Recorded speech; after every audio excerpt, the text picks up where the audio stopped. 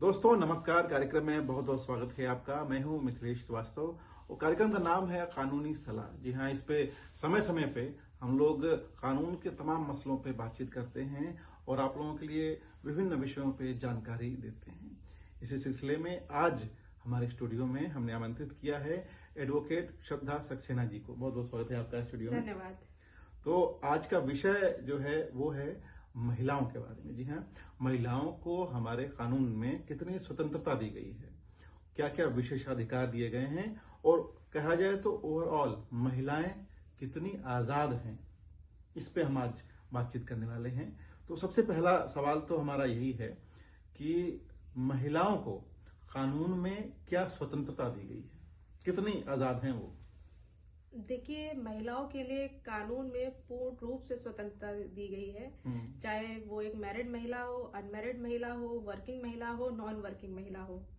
अगर मैं एक मैरिड महिला की बात करूं तो उसको इस बात का अधिकार दिया गया है कि अगर लड़की एक बहुत गरीब परिवार से आ रही है पर उसकी शादी एक राजा के यहाँ होती है, तो जो एक राजा का स्तर है वही स्तर उस महिला का होगा। अच्छा, ये मतलब उसको हक मिला है।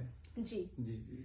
तो जैसे हम कई बार देखते हैं कि मेंटेनेंस के जब मुकदमे आते हैं तो लड़की बहुत ही ज्यादा निम्न परिवार से आ रही हो बट उसकी शादी और एक धनाढ्य परिवार में हुई है, तो मेंटेनेंस लड़के और परिवार के लेवल को देखते हुए बंधेगा। ये उसको अधिकार दिया गया है।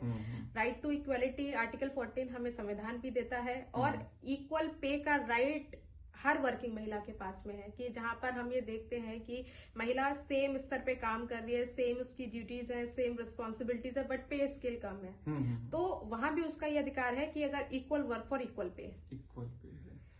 इसके अलावा अगर देखा जाए ग्रामीण महिलाओं को, या ग्रामीण महिलाओं में भी एक बहुत बड़ा विभेद कहना चाहेंगे हम, धर्म के आधार पे। क्या सभी धर्म के महिलाओं को एक समान अधिकार है? जी।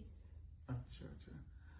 और ग्रामीण स्तर पे जैसे गांव में महिलाओं को लेकर बात की जाती है, पर्दा प्रथा, अब तो हालांकि बहुत कम हो गया है, महिलाएं भी सामने आ रही हैं, लेकिन उन्हें कानूनी रूप से क्या स्वतंत्रता है? किसी कभी मुकदमा जो दाखिल करने की, या कहीं भी कुछ ऐसा है जो उन्हें कम है और पुरुषों को ज्यादा है, या उन्हें ज्यादा है और पुरुषों को कम है? देखिए, कहीं भी अगर एक छोटा सा मैं protection of women against domestic violence act की अगर मैं बात करूं 2005, तो उसमें कहीं भी ग्रामीण महिला या अर्बन महिला डिफाइंड नहीं है। प्रोटेक्शन ऑफ वुमेन, वो कोई भी महिला हो सकती है, वो ग्रामीण परिवेश की भी महिला हो सकती है, वो एक अर्बन एरिया की, शहर की भी महिला हो सकती है, वो किसी भी, वो SC ST tribe, OBC, general, वो जिस भी कैटेगरी की हो, चाहे मुस्लिम हो चाहे हिंदू हो, सबको सेम अधिकार दिया गया है। सेम अधिकार है। अब बात आती है जैसा मैंने अभी कहा है कि विशेषाधिकार, क्या कुछ विशेषाधिकार हैं महिलाओं को? जी हाँ, जैसे कि अगर मैं एक मैट्रिमोनियल डिस्प्यूट है तो वो हमने कहीं ना कहीं हम ये सुनते भी हैं कि महिलाओं के पास ज्यादा अधिकार है। तो protection of women against domestic violence act ये वुमेन के लिए ही बना हुआ है। 125 का जो है वो वुमेन ओरिएंटेड है। तो ये सारे विशेष अधिकार हैं जो महिलाओं के लिए दिए गए हैं। 498 हमारा IPC में प्रोविजन था, तो वो भी महिलाओं के लिए था, वायलेंस अगेंस्ट वुमेन। तो ये सारे कुछ ऐसे स्पेशल सेक्शंस IPC में थे, एक सर्टेन एक्ट्स बनाए गए जो महिलाओं के लिए ही डेडिकेटेड थे। अगर हम वर्क प्लेस पे अगर बात करें, महिलाओं का अगर शोषण होता है तो posh policy her work place पे होती है, वो भी वुमेन के लिए बनाई गई है। तो ये सारे विशेषाधिकार है। चाहे हम एक ऐसी महिला का एग्जाम्पल ले लें जो कि शादीशुदा है या एक वर्किंग महिला है, तो ये विशेष अधिकार दिए गए हैं। इसमें मैं एक चीज ऐड करूंगी, आजकल ये बहुत चलता है कि सारे जो अधिकार हैं वो महिलाओं के लिए ही हैं। जी जी, पुरुषों के लिए नहीं है।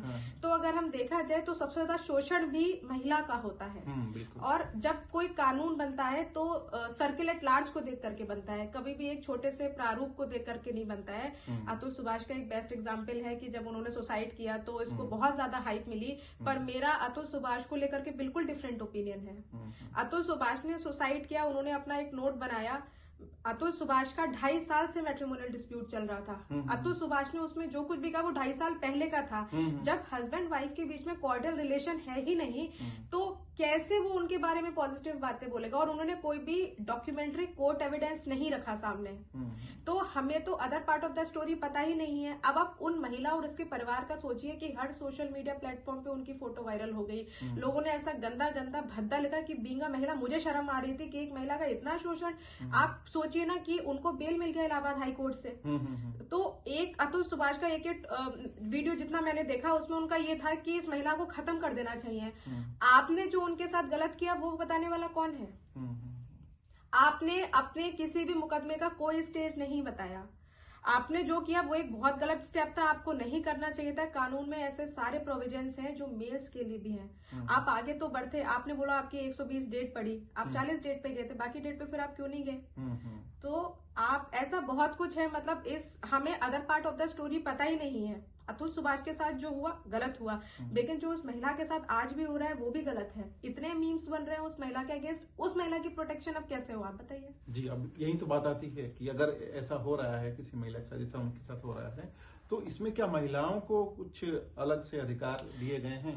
हाँ बिल्कुल, वो क्योंकि जिस तरीके से जो प्लेटफॉर्म उनके अगेंस्ट इतना डिफेमेटरी बोल रहे हैं, डिफेमेटरी लिख रहे हैं, उनको डिफेमेशन का सूट फाइल करना चाहिए। तो डिफेमेशन का सूट है इसके, ये तो खैर एक पेचीदा मामला हो गया। कोई भी महिला पहले तो मुकदमा करने से बचती है जी। सारे कोर्ट कचहरी का नाम सुन के ये लोग घबरा जाते हैं। तो बात ये भी आती है कि क्या महिलाओं के लिए कानूनी जो पूरा प्रोसेस है, प्रक्रिया है, उसको भी आसान बनाया गया है? बहुत आसान है। आप ये सोच लीजिए, हर कोई ये बोलता है कि कोर्ट का जो प्रोसेस है बहुत लेंदी चलता है। मेरा पर्सनल ओपिनियन ये रहा है, मेरे 10 साल हो गए प्रैक्टिस करते हुए, मेरा ओपिनियन ये रहा है कि इट्स ऑल डिपेंड्स अपॉन कि जो महिला है वो लड़ने के लिए कितना जुझारू है और उसने कैसा काउंसिल एंगेज किया हुआ है। बिल्कुल, ये जुझारू तो होना पड़ेगा। हाँ, तो कई बार ऐसा होता है ना महिलाओं के साथ, जो मैंने कुछ दिक्कतें पाई है कि अगर किसी महिला के साथ कोई मैट्रिमोनियल डिस्प्यूट हो जाता है तो वो सारा बर्डन वकील पे डाल देती है। और मैंने खुद पर्सनली कई बार मुझे महिलाओं को चेस करना पड़ता है कि आप मुझे ये दे दीजिए, ये दे दीजिए। मैं अगर उनको आज ये बता रही हूँ कि मुझे सो एंड सो चीज चाहिए, तो अगर मैं उनको एक हफ्ते तक कॉल ना करूँ तो वो एक हफ्ते तक मुझे कॉल नहीं करेंगी। मुझे अगले हफ्ते उनको कॉल करके पूछना होता है ये अरेंज हुआ, तब तक वो अरेंज नहीं हुआ होता है। तो कहीं ना कहीं अगर आपके साथ गलत हो रहा है तो आपको उसका स्टैंड भी लेना पड़ेगा। जी, जो गलत हो रहा है उसका स्टैंड तो लेना पड़ेगा। कार्यक्रम चल रहा है कानूनी सलाह, और हम बात कर रहे हैं महिलाएं कितनी आजाद हैं, उन्हें कितनी स्वतंत्रता दी गई है कानूनी रूप से, और कौन कौन से विशेषाधिकार हैं, जानकारी दे रही हैं एडवोकेट श्रद्धा सक्सेना जी। तो बात हम कर रहे हैं विशेषाधिकारों की। अब उनके अनुपालन की बात आती है। एक तो व्यवहार सैद्धांतिक रूप है, कानून रूप से कई सारे अधिकार तो दिए गए हैं। व्यवहारिक रूप में जैसे आप बता ही रही हैं, कई सारे मुकदमे हमेशा आते हैं। एक तो आपने ये बताया कि महिलाएं जो हैं जुझारू नहीं होती हैं, और क्या क्या व्यवहारिक दिक्कतें हैं महिलाओं के विशेषाधिकार का अनुपालन कराने में? देखिए, महिलाओं के लिए मेरा ये सजेशन है कि अगर किसी ने आपके साथ गलत किया ना तो आपको उसको छोड़ना नहीं है ऐसे। आपको, क्योंकि कानून का प्रावधान बनाए इसीलिए गया है, तो आपके लिए, आप अपने लिए खड़ी रहिए और अपने लिए लड़िए। और 4 लोग क्या कहेंगे इस बारे में बिल्कुल मत सोचिए। इस बारे में बिल्कुल नहीं सोचना है, क्योंकि वो 4 लोग कभी आपके साथ आकर के खड़े नहीं होंगे। मैंने देखा है कि कई बार महिलाएं बहुत ज्यादा कॉन्शियस होती हैं कि अगर मैं अपना मुकदमा आगे लेकर के आई तो शायद हो सकता है पुलिस घर पे है, जो कि आमतौर पे एफआईआर के बाद स्टेटमेंट रिकॉर्ड करने के लिए आती है।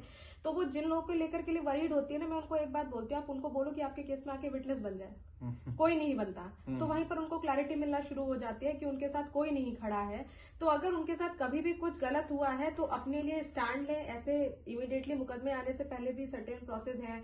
जैसे आपके घर में अगर ससुराल में आपके साथ कुछ गलत हो रहा है, इनफैक्ट घर पे भी गलत हो रहा है, तो 112 का प्रोविजन है। 2 मिनट के अंदर पुलिस आपके डोर स्टेप पे पहुंच जाती है। और इसमें मैं आज तक मैंने कभी नहीं सुना कि पुलिस नहीं पहुंची हो, तो पुलिस आपके लिए जस्ट अ कॉल अवे है। तो ये सारे उनको स्टेप्स मेजर लेने पड़ेंगे। कभी भी कुछ गलत हो रहा है तो गलत के लिए उनको आवाज उठानी पड़ेगी। हाँ, लेकिन अब बात ये भी आती है, एक सकारात्मक पहलू तो है उनको, एक नेगेटिव पहलू भी है। कुछ महिलाएं तो जुझारू नहीं हैं, वो झिझकती हैं। कुछ महिलाएं ऐसी भी हैं जो उस विशेषाधिकार का गलत फायदा उठाती हैं, तो उसके लिए भी कुछ प्रावधान है? जी, केस को ट्रायल इसीलिए दिया गया है।